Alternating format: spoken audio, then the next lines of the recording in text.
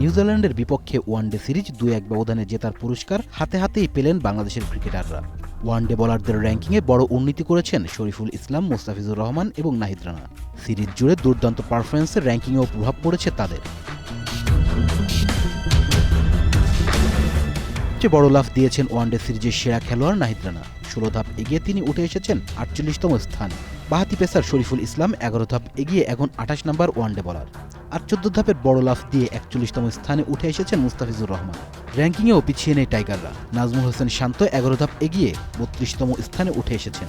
Opener Liton Kumar Das 15 ধাপ এগিয়ে এখন 65 নম্বরে। অন্যদিকে অলরাউন্ডার তালিকায় আরও 1 ধাপ এগিয়ে আছেন মেহেদী হাসান মিরাজ। বর্তমানে তিনি যৌথভাবে বিশ্বের 3 নম্বর ওয়ানডে অলরাউন্ডার।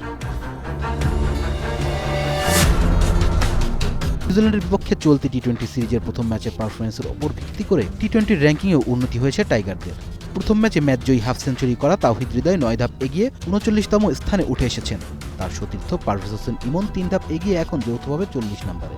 বোলারদের তালিকায় 3 ধাপ উন্নতি করেছেন অফ স্পিনার শেখ মাহাদি হাসান। তিনি এখন যৌথভাবে 18তম স্থানে আছেন। Please subscribe our channel to get more information about Sports World.